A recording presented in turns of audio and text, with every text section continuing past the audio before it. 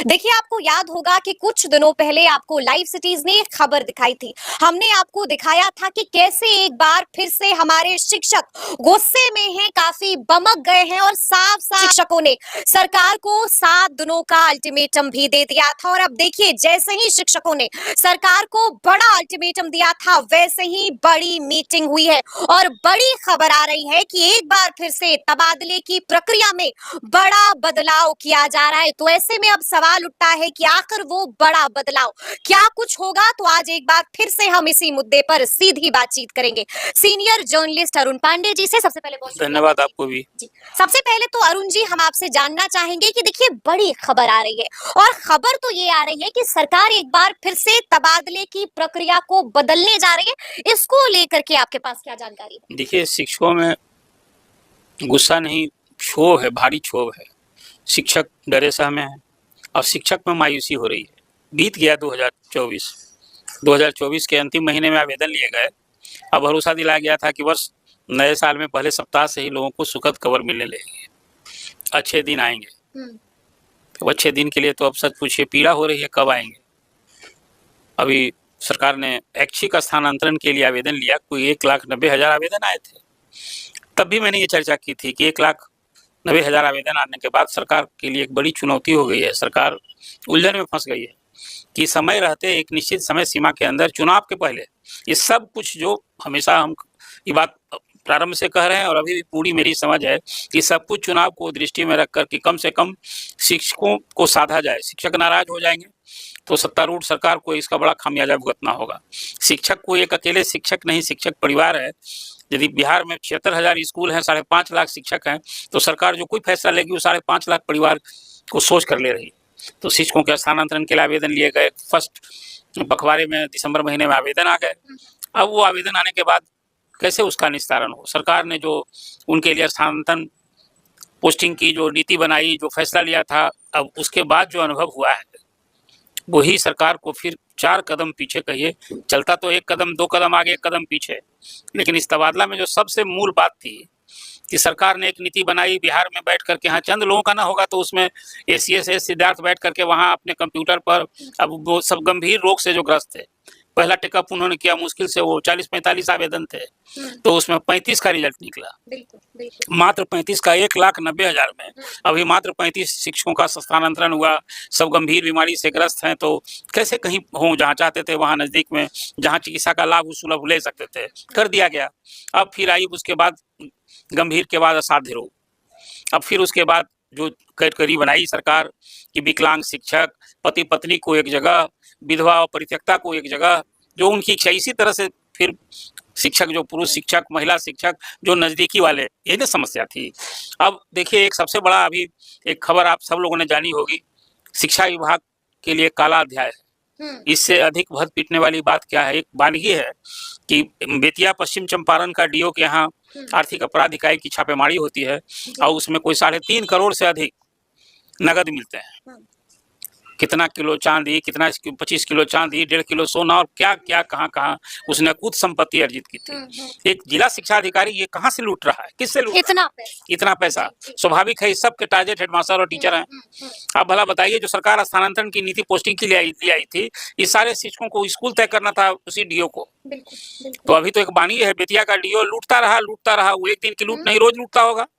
तभी तो घर में ही वोट गिनने के लिए मशीन एक किसके घर में 3.5 करोड़ कैश पड़े हुए हैं, तो रोज लूट रहा था।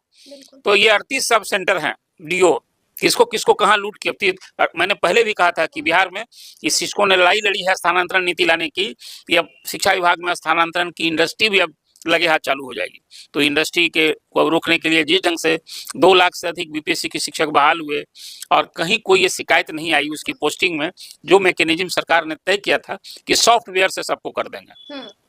इसके पहले सरकार ने सारी स्कूल की वैकेंसी मंगा रखी थी और सॉफ्टवेयर से सारे स्कूल को जहां चाहिए सरकार सॉफ्टवेयर के माध्यम से पोस्टिंग हो गई, तो कहीं कोई शिकायत नहीं सुनने को मिली। भले शिक्षकों को दर्द हो रहा है कि वो शहर में चाहते थे, गाँव में हो गया, बहुत दूर हो गया, आज उन्हें कठिनाई में है, लेकिन पोस्टिंग को लेकर कहीं कोई शिकायत लेन देन की नहीं थी।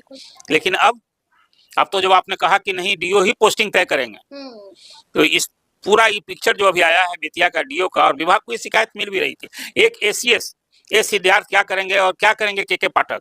भले वो ईमानदार और सख्त अधिकारी थे, लेकिन के वो अधीनस्थ लोग क्या कर रहे थे, वह तस्वीर आ गई है। तो अब शिक्षकों ने तय किया है, यह स्थानांतरण की जो अभी आवेदन पड़े हैं, अभी 35 के ही ना निस्तारण हुए, तय किया है कि नहीं, अब पहले हम संपूर्ण बिहार में सॉफ्टवेयर के माध्यम से यह पोस्टिंग करेंगे। यानी कि अब कुछ भी ऑफलाइन नहीं होगा। अब वो हम किसी को बाघ जिसको कहिए, जो शिक्षकों के हित को चिवाने के लिए बैठा हुआ है, नोचने के लिए बैठा हुआ है, अब उसके हाथ में इसको हम नहीं परोसेंगे। तो पहले क्या करना है, हर जिलों में सॉफ्टवेयर में स्कूल में वैकेंसी विषयवार, कहाँ शिक्षक का पद खाली है, कौन विषय की जरूरत है, इसका आकलन करा रही है। ये इसके लिए गो हेड के लिए सरकार ने ऑर्डर दे दिया है। तो सबसे पहले अब आवेदन पड़े हुए हैं अपनी जगह, सरकार सारे बिहार के स्कूल में, देखिए शिक्षक जहाँ इच्छुक चाहते हैं तो जिस स्कूल में करेगी सरकार, वहाँ पद भी तो चाहिए। हर स्कूल में इकाई स्वीकृत है, फलना स्कूल में 5 पद 6 पद 8 पद इस तरह से। तो जो वैकेंसी रहेगी तभी पोस्टों की, तो उनको वेतन सुलभ होगा। कोई 6 स्वीकृत पद के जगह 7वां कर देगा तो वेतन कहाँ से मिलेगा। तो सरकार पहले वैकेंसी आइडेंटिफाई कर रही है। अभी सभी जिलों में को हेड कहा गया है कि सभी स्कूल में जो 76,000 स्कूल हैं उनके लिए वैकेंसी कौन विषय में, विषयवार सब जगह। अरुण जी, लेकिन खबर ये भी आ रही है कि जी ये बता रहे हैं, और जब वैकेंसी हो जाएगी तब उसके हिसाब से जो शिक्षकों ने स्थानांतरण का आवेदन दिया है उस पर विचार होगा। वो भी कोई एक बार नहीं होना है। पहले भी मैंने आपसे चर्चा में की थी कि सरकार की समझ फेज वाइज हाँ कि फेज वाइज करेंगे।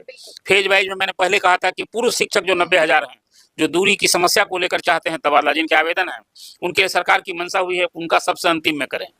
अब वो हुआ था कि फरवरी महीने में इंटर की और मैट्रिक की परीक्षा हो रही है, इसके बाद उनका तबादला हम करेंगे। तबादला करने के लिए सरकार बिल्कुल उदारचित है, चाहती है। शिक्षा मंत्री सुनील कुमार कई बार कर चुके हैं, और ये सिद्धार्थ तो दोहराते ही रहते हैं कि भाई शिक्षक अब पढ़ावे, उनकी समस्या की चिंता हम करेंगे। लेकिन इतनी बृहद समस्या होने वाली थी डीओ को हाथ में दे करके, सचमुच तब भी मैंने कहा था कि अब खुल गई इंडस्ट्री टीचर्स की, अब तो उनका दोहन होगा, अब होगा घोटाला। लेकिन हम आपसे ये भी समझना चाहेंगे कि जानकारी मिल रही है कि सब कुछ जो है वो 4 फेजेस में होना है, और जानकारी तो अरुण जी ये भी हाथ लगी है कि आज शाम तक शेड्यूल जारी हो सकता है। देखिए अभी शेड्यूल के बाद जो मैंने कहा कि यही मोडस तय हुआ है। आज शिक्षा विभाग के लोग अधिकारी बैठ करके कोई टाइम शेड्यूल तय करने की स्थिति तब न हो जाएगी। आज वो अभी सब स्कूल का जितनी वैकेंसी है मंगवा रहे हैं, कोई ओवरनाइट एक दिन में नहीं आ जाएगी, उसके लिए भी सप्ताह भर का टाइम लगेगा। यानी कि आज शेड्यूल जारी नहीं होगा? नहीं भी हो सकता है आज, और हो भी सकता है, और हो भी सकता है। वो पहले ये है कि स्कूल की वैकेंसी विषयवार, अब कहीं मैथ का टीचर, साइंस विषय का टीचर, आप तो किसी एक जगह सब स्कूल में अभी भी जो स्कूल में शिक्षकों का जो कहीं सुलभ हो गए हैं लोग, तो विषयवार की कहीं कोई बहुत जगह गड़बड़ विसंगति हो गई है। अब वहाँ हो गया कि अंग्रेजी कौन पढ़ावे, कोई मैथ कौन पढ़ावे, ये अभी समस्या स्कूल झेल रहा है। अभी क्या पहले फेज वाली लिस्ट अरुण जी 30 जनवरी को हो जाएगी? 30 जनवरी तक तो मुझे अभी कोई यही दो, एक रोग वाला हुआ है ना, तो अभी असाध्य रोग हो गया है, गंभीर रोग, उसमें कोई 500 से अधिक आवेदन थे। तो ये 500 फिर प्रत्येकता और विधवा, ये जो जिसमें कुल मिला जुला कर ऐसे जो इस कैटेगरी जो शिक्षक टोटल हैं वो 10,000 आते हैं। तो यदि बहुत हड़बड़ी होगी तब स्कूल का वो वैकेंसी पहले चाहिए। जब स्कूल में विषयवार वैकेंसी सरकार सर्टेन कर लेगी और उस सॉफ्टवेयर में उसको पहले डाल देना चाहती है, ताकि स्कूल में एक तरफ ही दिखाएगा कि फलना जगह टीचर की ये जरूरत है, और तब उसके हिसाब से तबादले का। क्या पहले फेज वाली लिस्ट 30 जनवरी को जारी हो? देखिए अभी इस पर अभी सवाल है, पहले ये 3 बचे, अब कितना आज तारीख आप बात कर रही हैं 27 तारीख, अब तो 4 दिन बचे हैं। ये 4 दिन में अभी तो तबादला की पूरी नीति ही एक तरह से कहिए फिर जो सरकार ने तय कर उलट न गया, अभी आदमी को कर रहा था। ऑफलाइन का मतलब क्या है कि समबडी विल वहां बैठ करके ऑफिस में डीओ साहब कहीं धन दौलत बटोरते, इंडिविजुअल करते होते।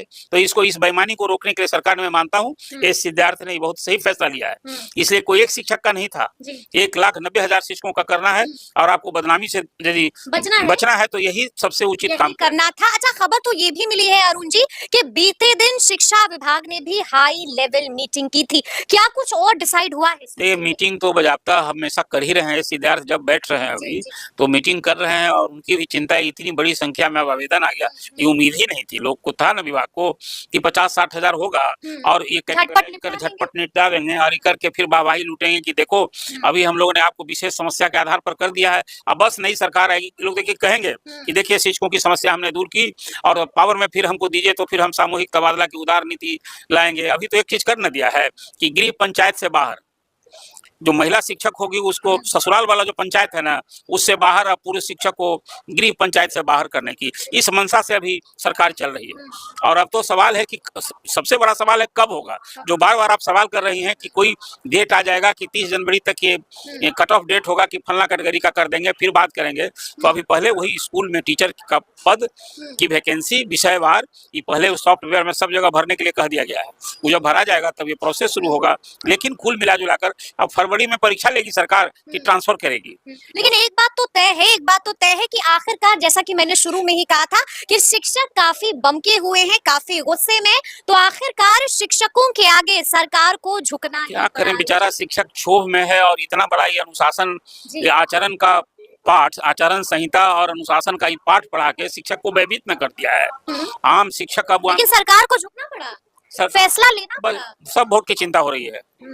ये सरकार शिक्षकों के डर से नहीं, वो वोटर देवता के डर से। ये शिक्षक एक शिक्षक नहीं, शिक्षक परिवार है। तो सरकार की जो सारी सोच और बदलाव हो रहा है, ट्रांसफर कर रही है वो भी वोट की चिंता को। और अब फिर बदलाव की है बदनामी के डर से कि फिर हम ये ऑफलाइन देंगे और डीओ के हाथ में दे रहे हैं कि स्कूल तय करेगा। तो डीओ से क्या अपेक्षा रखते हैं? जो डीओ बेतिया उदाहरण आपके सामने है, 38 जिला में कौन युधिष्ठिर डीओ है? मैं तो ये कहता हूँ कि जिस डीओ के यहाँ इतना सारा कुछ संपत्ति मिली है, उस ऑफिस का भी स्पेशल तरीके से सब कामकाज की हो। और सभी 38 जिलों में देखिए, जहां इतना बड़ा 60,000 करोड़ से अधिक का शिक्षा का बजट है, सरकार चाहती है कि स्कूल में पढ़ाई हो, शिक्षक समुचित ढंग से पढ़ावे। ये तस्वीर कोई ईमानदार मंत्री हो जैसे सुनील कुमार क्या करेंगे? और इस सिद्धार्थ जब उनका अपने ईमानदारी का सब सादगी दिखाते हैं और अधिकारी वहां लूटने में